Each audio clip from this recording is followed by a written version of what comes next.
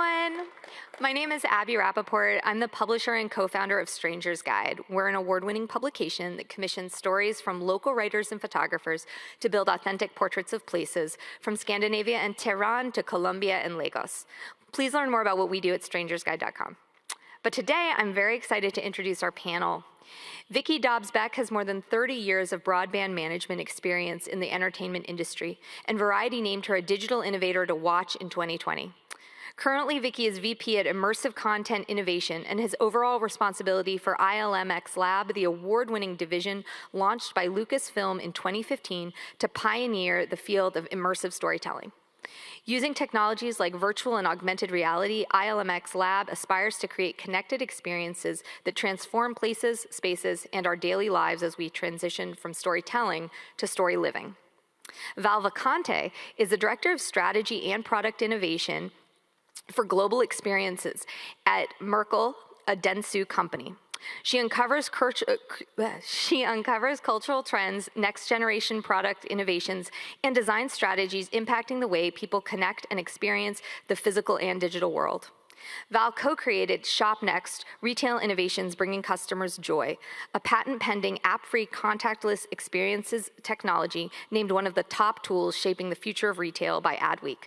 She's also the creator of Next Intelligence, a series of solutions focused on rapidly advancing technology, innovation, and brand experiences. Please join me in welcoming both of them to the stage.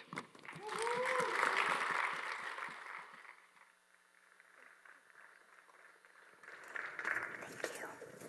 Hi, welcome everyone. Thanks for coming out. So I'm Val Vacante. Abby did a great job with our introductions. She did. And there we are. Vicki and I on screen there. Please, we'd love to connect with everyone after the session. So today's session, we're going to talk about being a creative catalyst and really what it takes to innovate.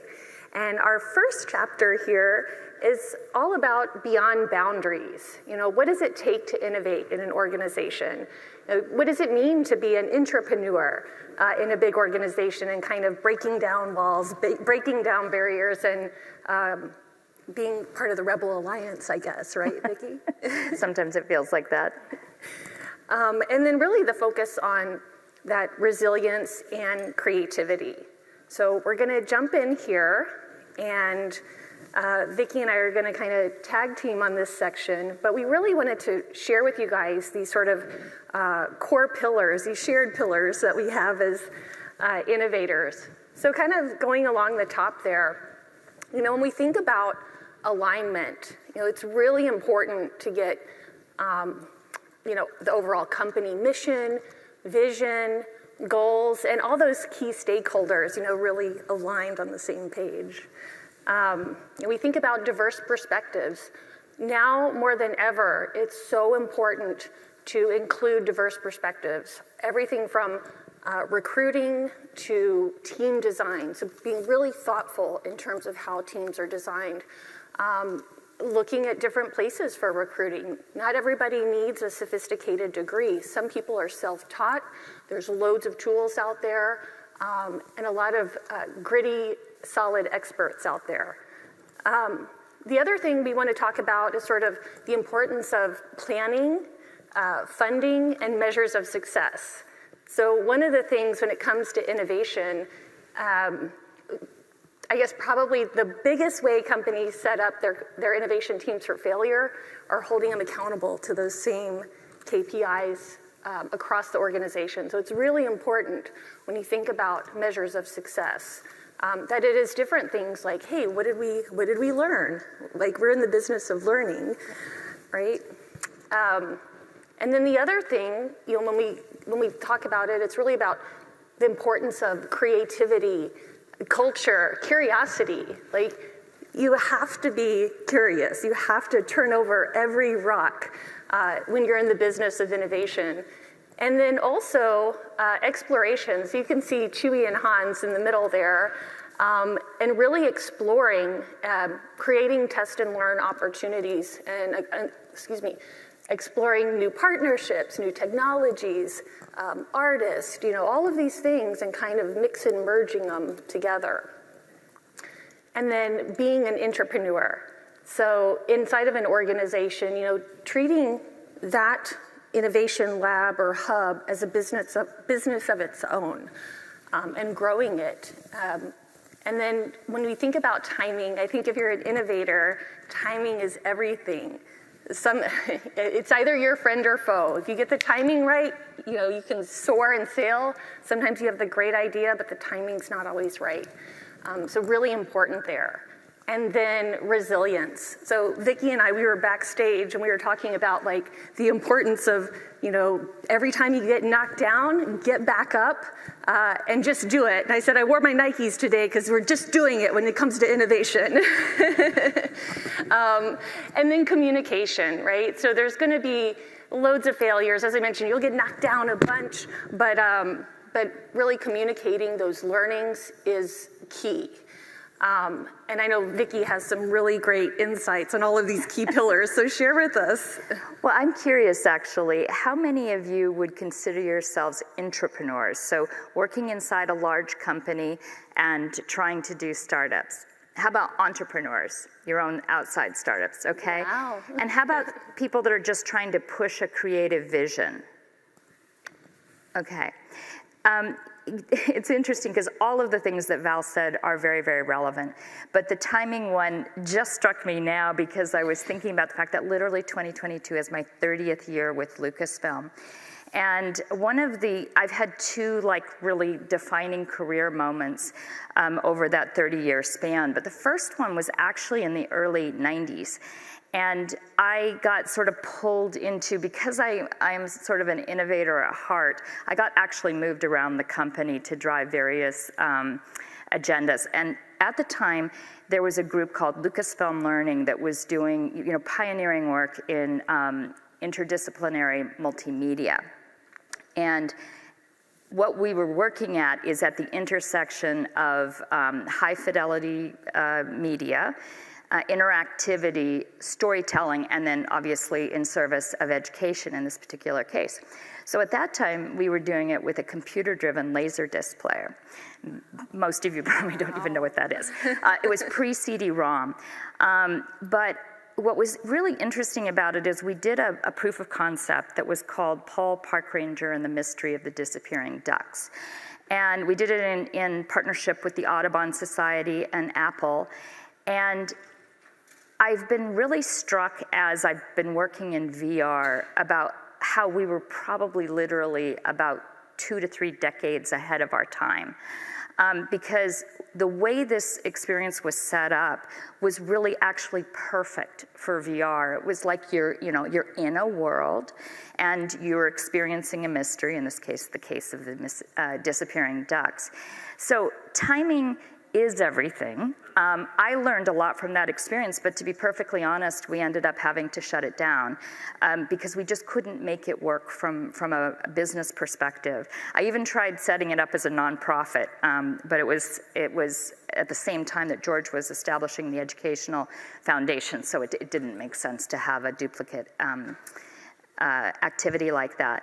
Another thing, this idea of alignment and, of course, what Val was saying, measures of success. For us, alignment means a lot of different things. We founded ILMxLAB in 2015, so about 7 years ago. And we were, trying to pioneer an immersive storytelling using, VR, AR, et cetera. These were very unproven markets. In fact, we were, literally developing in advance of any commercial consumer release. And to do that successfully within a large company like Disney, we had to do it in a way that really minimized the risk. And the way we did that was we went out in search of partners where we had aligned goals. And that's how we, essentially went into partnership with Oculus, because at the time they were preparing to launch the Quest, the initial Quest. And, so they were excited about having a large IP like Star Wars to help drive hardware sales. And we were excited because it was a brand new platform and device that was tetherless, which offered us, many, many opportunities, including working with a lightsaber. But that aligned goals, we had different goals, but they were aligned. And that was very important, and that was actually foundational to our extended partnership with Oculus, now Meta. And then the one other thing I really wanted to underscore is what Val was talking about diverse perspectives. And she said it, and I'll say it again. Now more than ever, we need to be incredibly conscious about getting diverse voices in all aspects of what we do, from the creative process to the development process to the distribution, marketing, et cetera. And we've worked really, really hard to try to be involved in various kinds of initiatives that help us broaden that audience. So those are kind of my highlights for, for intrapreneurship and entrepreneurship, really. Great. So in our second chapter here, you guys, we're really going to talk about pioneering the future, and these real-world examples and lessons learned. So yeah, this should be fun, you guys. The first one I'll actually take you through. This is Next Intelligence. It's actually at Merkle, a Dentsu company. One of the things we have is Next Intelligence. And it's basically 12 different solutions that we work with companies, everything from new technologies, innovation, scouting and testing, to optimizing brand experiences. This first one I'm going to share with you. I picked two of my most favorite projects to share with you guys today. This first one, it's Next Innovation Scouting, and I'm just going to jump into the video here.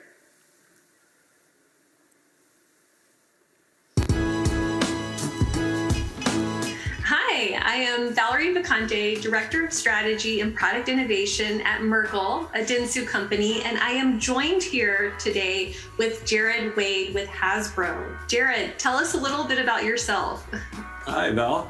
Well, I'm the Senior Vice President of Design Innovation and Inventor Relations here at Hasbro.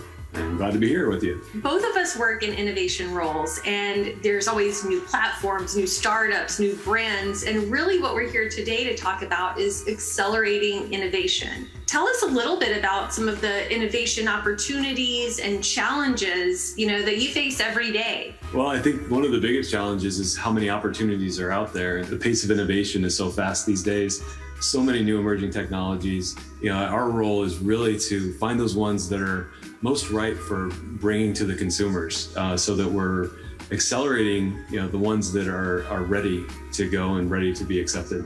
Obviously, keeping up is always tough. So tell us a little bit about how you guys bring that outside-in perspective into the organization. There's such a great inventor community around the globe that we work with, and partners such as yourselves who are able to bring us in contact with those new startups or new technologies that we may not be seeing, new adjacent industries, and making sure that we're open to all of those experiences to find the unexpected. Over the years, we've done some phenomenal work in the innovation scouting space, and probably one of my most favorite assignments was doing innovation scouting in Brazil, teaming up with Hasbro UK, Hasbro USA, Hasbro Brazil. It was great because there weren't many constraints. It wasn't, hey, who are the new toy, gaming, or entertainment companies in Brazil that we need to know about? It was, hey, what technologies, who are the people or potential partners that'll help accelerate our overall portfolio?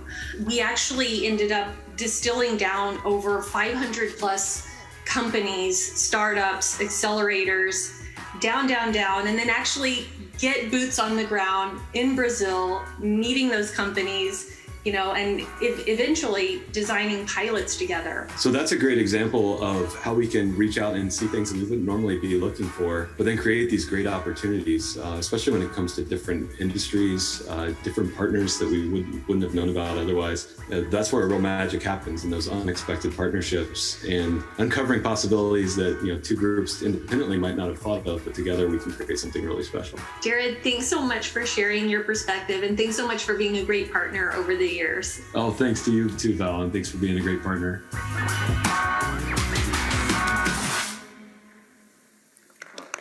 thanks.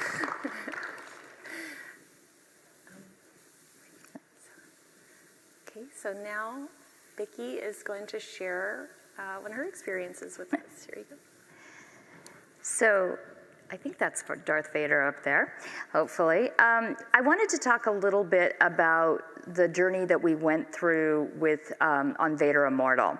So Vader Immortal was the first VR project that we did for the home. It was developed for the Oculus Rift and for the Oculus Quest. And I think everybody knew at the time that the early adopters of VR were likely to be gamers. But our vision was really about interactive narrative. And we had done some experimentation, and that was one of the things that Val talked about, the importance of experimentation, and I can't underscore that enough. I also really applaud Oculus for taking that leap of faith with us and believing that there was something powerful in creating a three-part interactive story series. But one of the things was that we had to understand what was special about VR. And actually, I do this even now. Whenever I do a VR experience, I say, why was it done in VR? Could it have been done any other way? Could it have been done as a short film, for example? And if the answer is it had to be in VR, then I think there's really something there, and it's speaking to the strengths of the individual platform. So one of the things that we did is we started down a path where we thought we wanted to be observers, and the story was essentially unfolding around us. And we had this sort of aha moment where we were like, well, that's not leaning into the strengths of VR at all. VR has the ability for you to be at the center of the experience. It was an interactive experience after all. So we wanted it to be about your experience, but we had to confirm for ourselves that you could really connect with a character in a meaningful way in VR. So we did an initial test, and for any of you that have done Vader Immortal, it actually exists in the final product in almost the same form.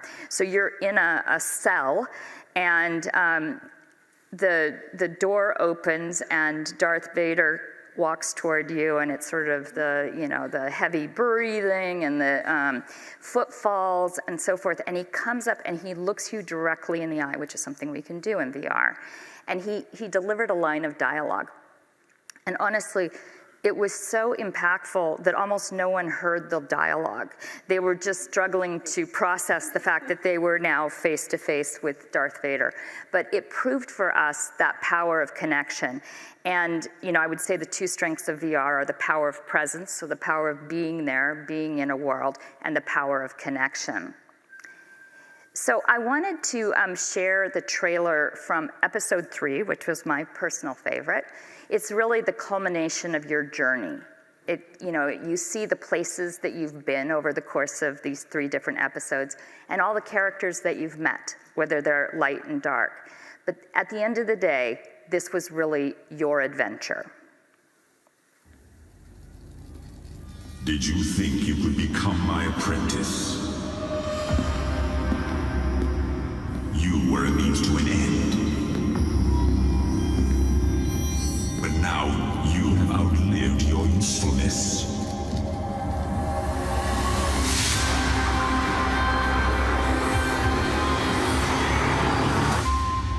Only you can face Vader. We need an army for that. You have an army.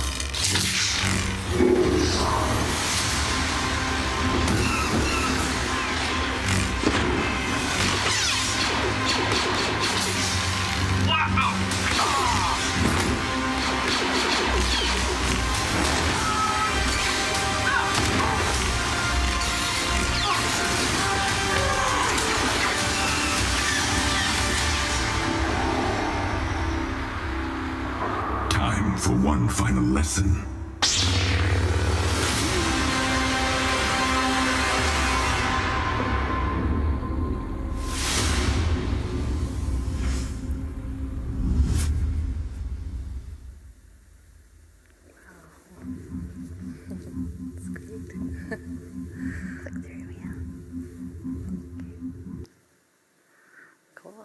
Wow, that was great, right? You guys ready to get in the game? Into the story, excuse me. Yeah, you're right, Vicki. That is really powerful when Darth Vader comes up to you. If you guys haven't experienced, you have to try it. Cool. So the next one I'm going to share with you guys in our Next Intelligence platform is Product Playground, and this is really where we get immersed in how people are living and how they're playing and interacting with different products, and a little behind the scenes of what's happening at Stuntworks at Mattel. So I'll just play the video here.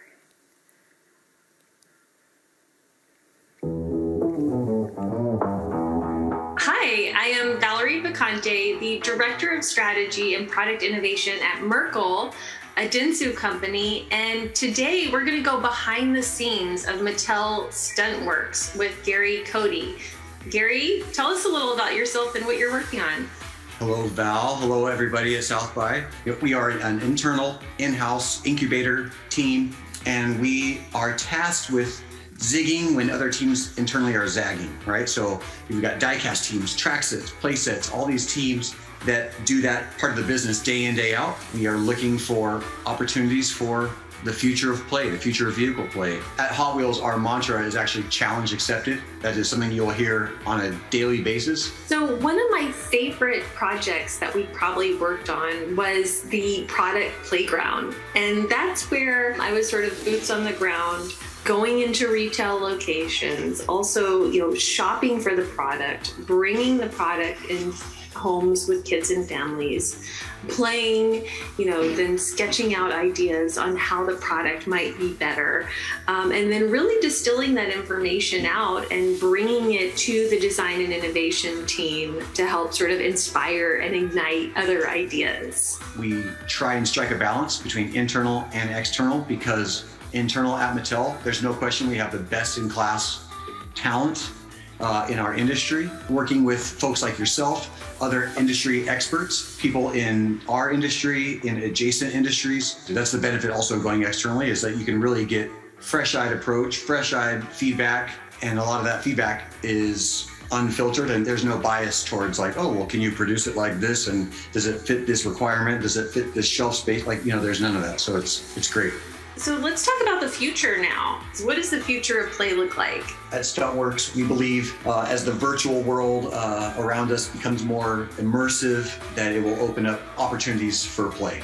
Blockchain, Web3, crypto, decentralized kind of anything, peer-to-peer, owning my own content, all of that is really super, super fascinating. What's been interesting is exactly where Mattel has sort of put their toe in the water and kind of jumping in some areas, right? Mattel launched Mattel Creations with the Cybertruck as the first item, the first toy into this new space where we're going even closer to consumers and delivering consumers play experiences at different price points and things that maybe don't fit the conventional model. It's exciting to see how you guys are experimenting with these different play experiences. Yeah, we are definitely taking swings, and we're not afraid to swing and miss, but it is critical to know why you missed and talk about it and to be okay with it and to try and get up to the plate and swing again. That's what we're here to do. You have to. If you're working in innovation, you've got like a stack of failures, but those wins are home runs, right? Yeah, we hope so. Challenge accepted. Here you go, challenge accepted. Thank you all, and have a great South by. Until next time.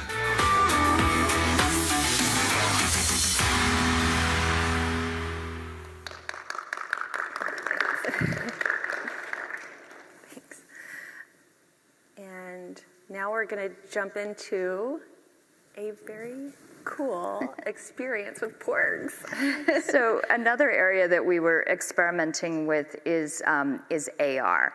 And, we all know that VR allows us to transport you to another world, but AR allows us to see our world differently. And we were very interested in this idea of virtual companions. And what would it be like if you had characters that lived in our world?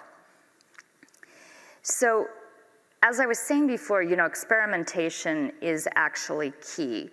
And it's important to understand, what storytelling looks like with these new technologies. So this was, as I said, an experiment that we did with ILMxLAB. And I'm just going to play the video, but it helps to see what the goals of our project were.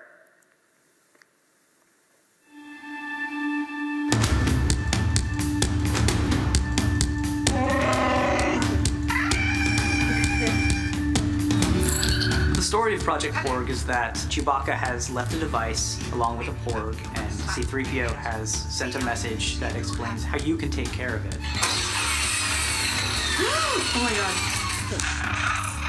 Project Porg is an aspirational experiment, and it's important because we can spark people's imagination about what's going to be possible in the world of mixed reality. Chewbacca suggests you try offering the Porg a treat. Mixed reality places you at the center, and an experience can start at the home, continue throughout the journey, and culminate in this transformative destination.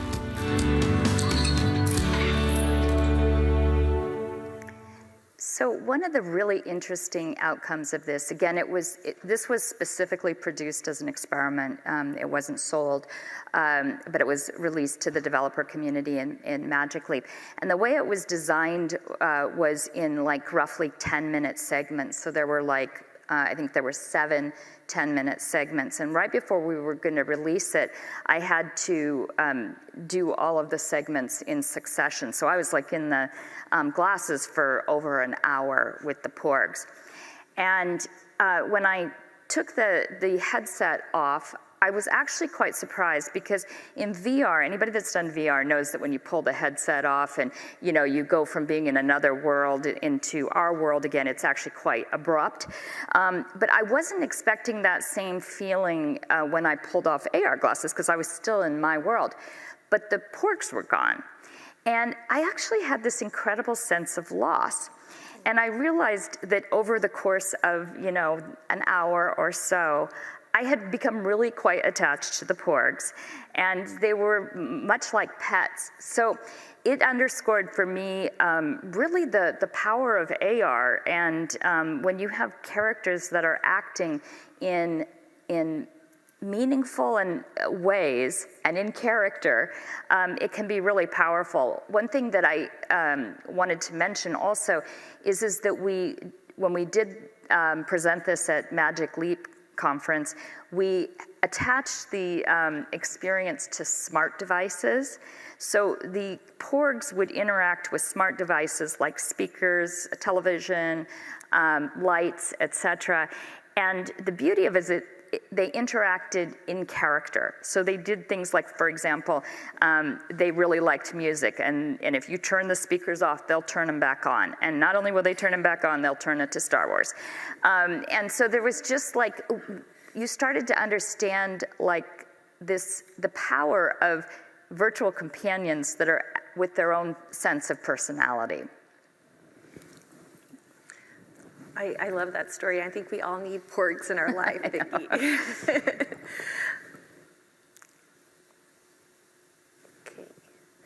Okay, so what does the future hold? And we shared a little bit of perspective on our specific projects, but now we're going to talk about the future of connected experiences overall. And here are some really great numbers. So any of you all working in technology or emerging tech or anything, these are really great numbers. Kind of starting at the top here, we're seeing a 2,100% increase in NFTs. That was just in Q1 alone this year. The metaverse itself, there's a 509% increase. I think we've all heard the word metaverse, I don't know how many times, right, during South by alone. So the numbers are increasing there. And I believe according to Bloomberg, it's due to be an $800 billion industry by 2024, I believe. And then on top of that, we talked about gaming a little bit, touched on that. So we're seeing that 63% of gamers would spend more money on a virtual good, whether it be a skin or a cosmetic of some sort, if it had real world value. So a really big opportunity there, the importance of physical and digital connection. And then, we're seeing the location-based entertainment industry. And Vicki, you guys have done some work with The Void specifically, right? And that, although we got hit hard with COVID, places are starting to open up, and we're starting to see more of those location-based experiences as people go back into the world. The AR market, so Vicki touched on AR, and we're seeing that as a $291 billion industry by 2025. So this is in 3 years, you guys. And then in terms of VR gaming itself, we're seeing that as a $92 billion industry. So we've been sort of playing in these spaces, and the good news is when we talk about timing, we may have some of it right, Vicki. Finally. Right, finally, 30 years. Cool, so now I'll turn it to you.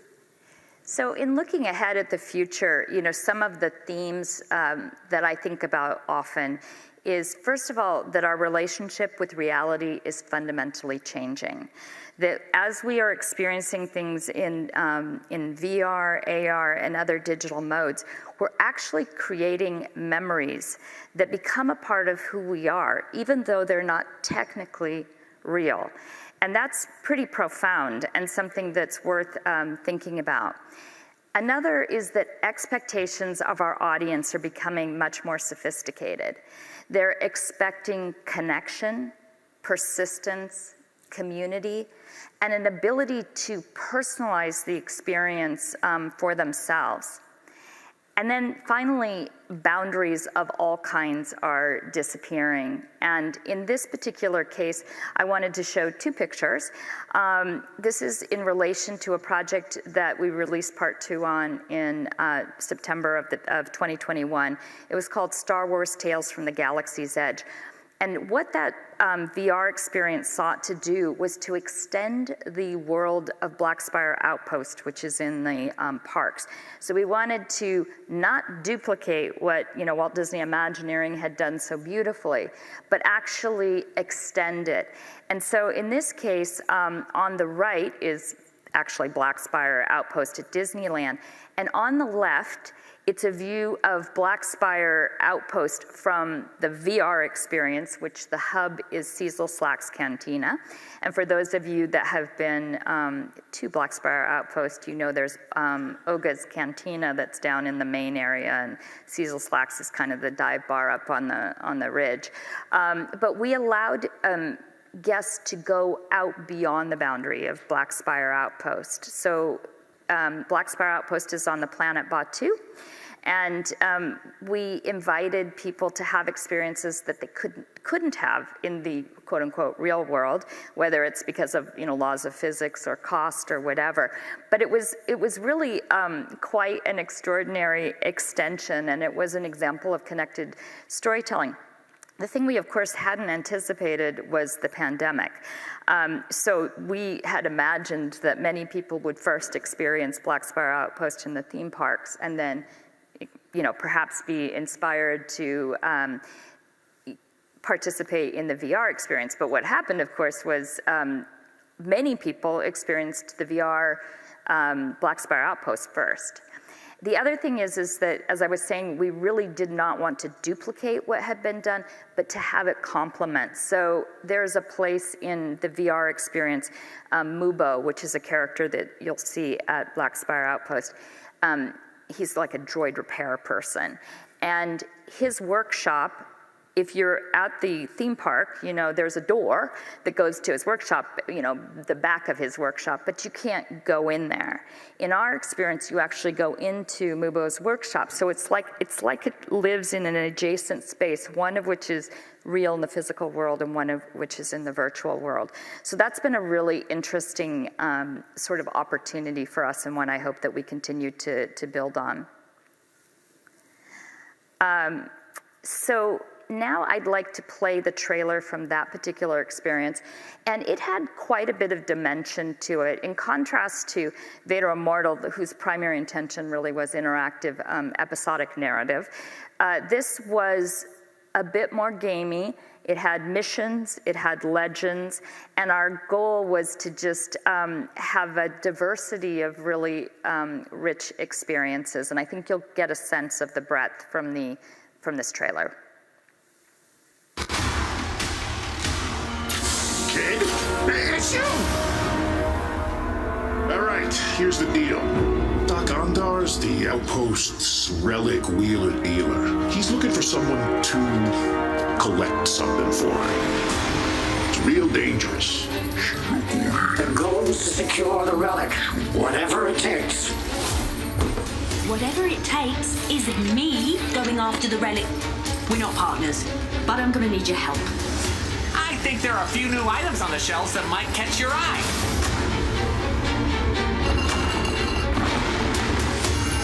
You'll find I can be a useful ally, or quite a thorn in your side.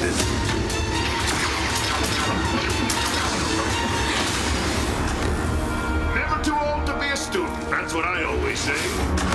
Remember, Addie? This is where you'll take some of your first steps of the Force.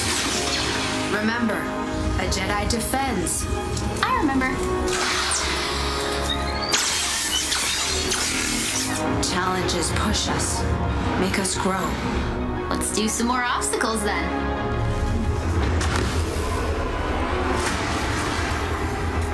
IG-88, a Class 4 assassin droid. Bounty accepted. Initiating tactical protocol. It'll be a fight the entire way up. I can assure you, droids are superior bounty hunters. Batuu is lawless. To control that chaos, what do we call that? Order! Surely we can count on you now. An excellent choice. Hostile! Go! Go! Blast a couple for me. This little team you've assembled, the allies who helped you today, you'll see our truth. The First Order is forever!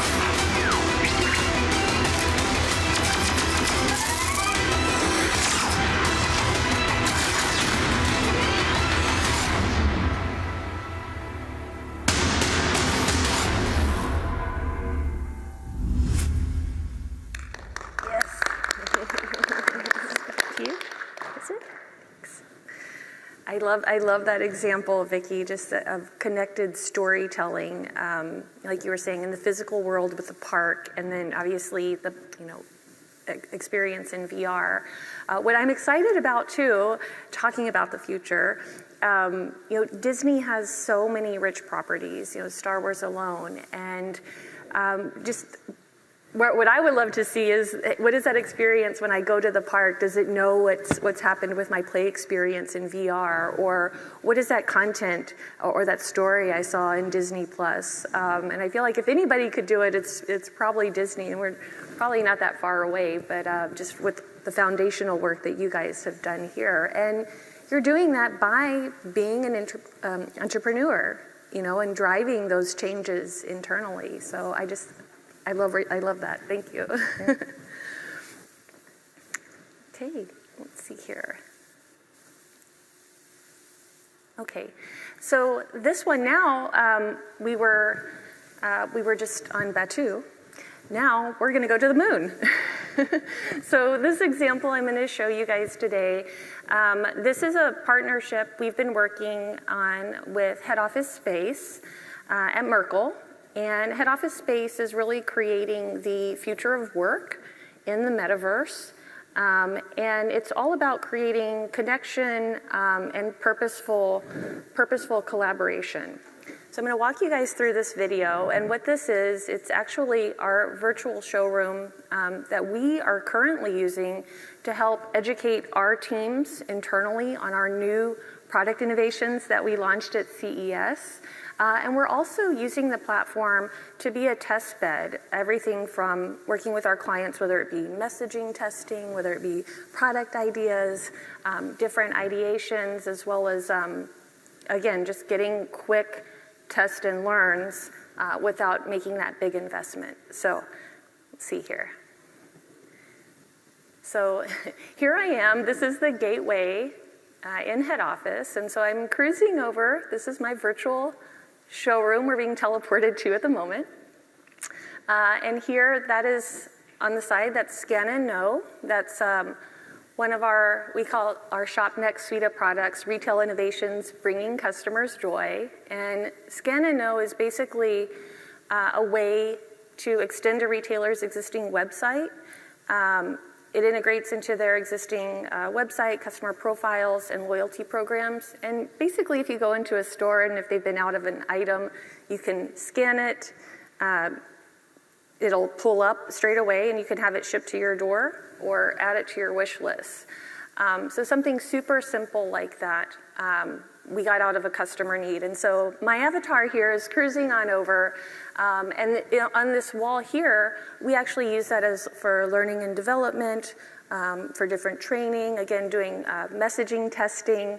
We're actually going to be incorporating different scanning abilities. So as we're going through this experience, you can just use your mobile device and have a scan and play. My avatar there is actually going to be cruising on over to our other product here called Unbox It. And we did some quick experimentation there. So this is an item you might receive in the post with your package with a QR code. And in this case, you could actually scan that QR code and it goes into our development environment where we have no-code technology that we can drag and drop different messaging experiences and that sort of thing. And our teams really enjoyed it because it's not just a passenger experience, but they can engage with it. And then also a lot of the comments we've heard from our team is like, I don't feel like I'm doing any work. Like, this feels like fun.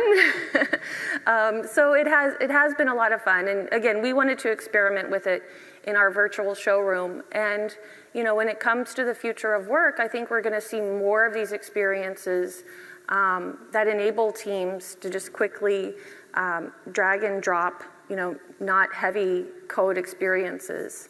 So I'm really excited about that. And I'm going back into the into the gateway there. So I think, like, as we work, when we talk about the future, we're going to see more of these collaborative experiences. And I think as AI progresses as well, it's going to be even more critical to to be creative, to experiment, because I think the AI is going to take care of more of the process for us. So let's see here. So another aspect of, you know, the idea of boundaries disappearing is this is one of the boundaries that's disappearing is the boundary between our stories and adventures and our bodies.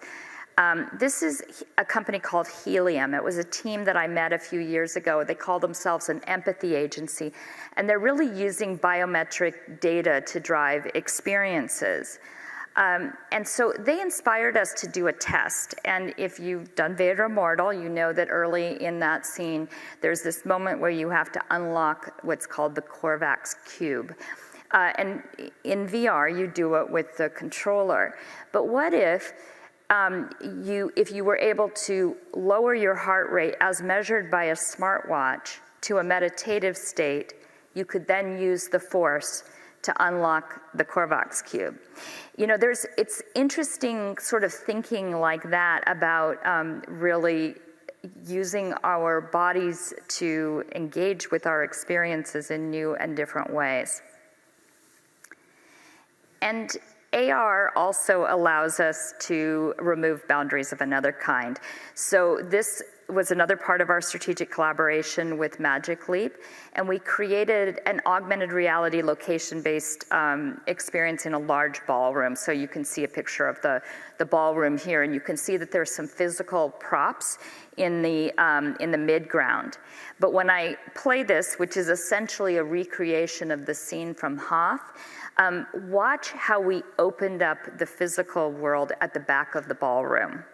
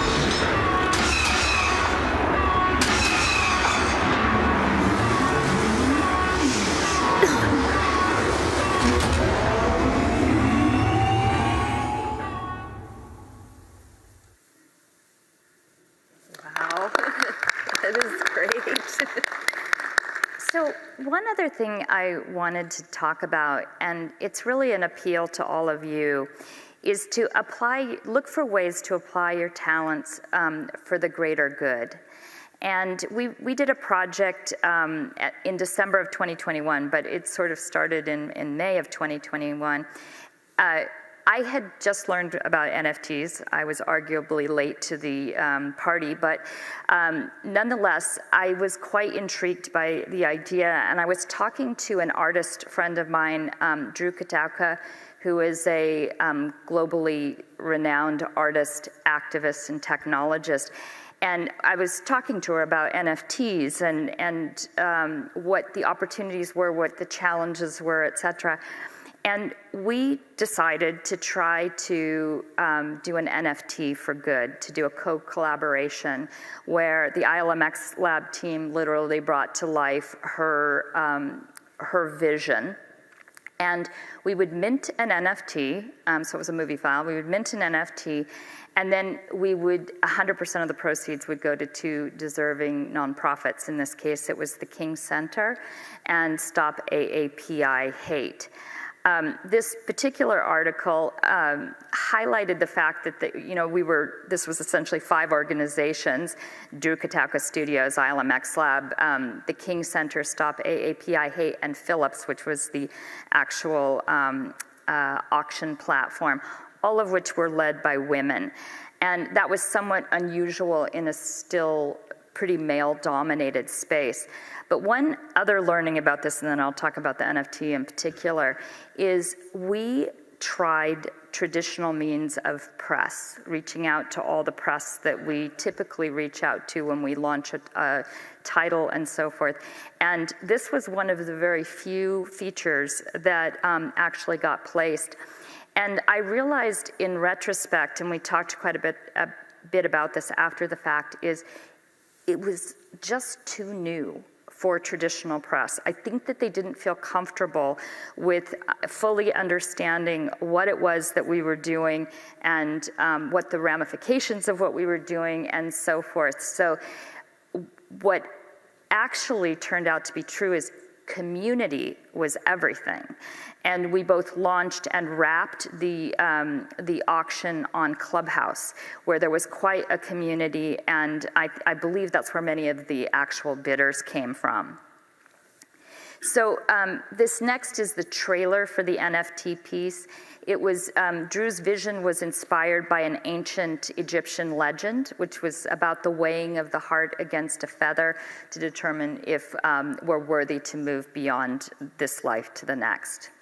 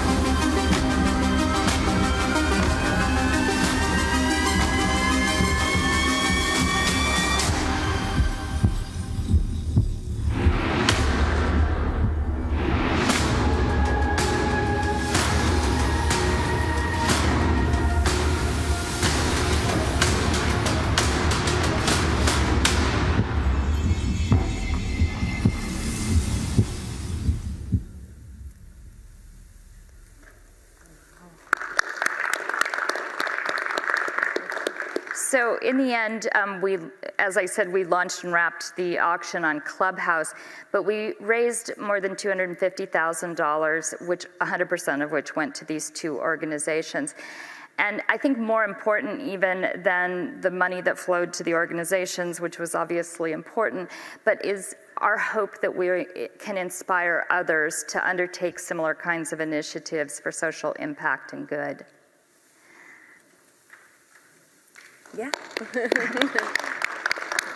And the one last thing I just wanted to say, and we sort of have said this throughout the comments, is that pioneer requires taking risks, and innovating demands courage. you have to be willing to take leaps of faith. And if you're the faint of heart, entrepreneurship, pioneering, pushing the state of the art is not for you. But I suspect everyone who is here is actually bold and inventive and inspired. And I really hope that that you leave here and are excited about the future that you can create. Could not agree more. And we just really want to encourage everybody here, no matter how big or small, if there's something you're thinking about trying, whether it is a new technology, whether it's art, no matter what it is, just go out there and try. It doesn't have to be, you don't have to go big. You can go small, build, learn, but just do it, just do it. And, with that being said, jump into your X-Wing, go on your journey, and also please stay connected with us. We'd love to connect with everybody here, and if there's anything we can do to help, reach out. Thank you. Thank you.